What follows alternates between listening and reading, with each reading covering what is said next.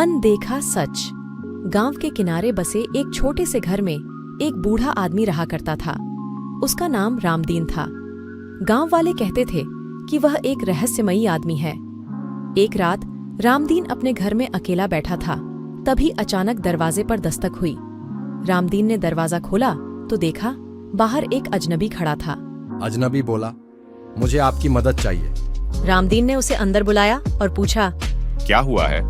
अजनबी ने कहा, मेरा नाम राजेश है।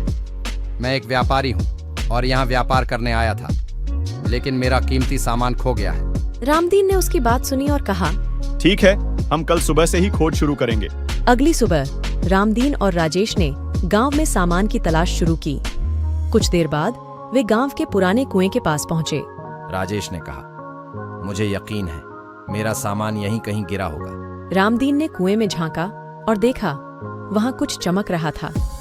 रामदीन ने रस्सी की मदद से सामान बाहर निकाला, लेकिन जैसे ही उन्होंने उसे खोला उनके होश उड़ गए। उसमें सोना नहीं बल्कि कुछ दस्तावेज थे। राजेश ने दस्तावेज देखते ही खुशी से चिल्लाया, ये वही हैं, ये दस्तावेज मेरी कंपनी के बहुत महत्वपूर्ण हैं। रामदीन ने सोचा, ये आदमी झूठ क्यों बोल रहा है, परंतु उसने कुछ नहीं कहा। राजेश ने रामदीन को धन्यवाद दिया और वापस जाने लगा। कुछ ही देर बाद रामदीन को महसूस हुआ कि कुछ गड़बड़ है। उसने राजेश का पीछा करने का निर्णय लिया। उसने देखा राजेश गांव के बाहर एक पेड़ के पास रुककर किसी से मिल रहा है।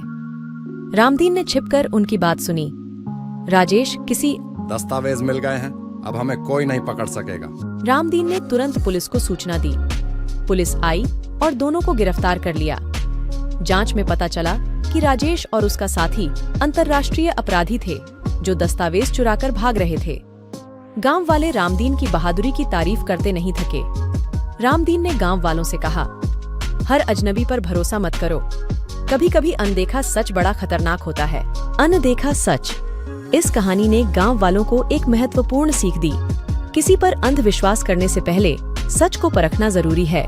इस तरह की मजेदार कहानियों के लिए हमारे चैनल को सब्सक्राइब करें। वीडियो को लाइक और शेयर करना न भूलें।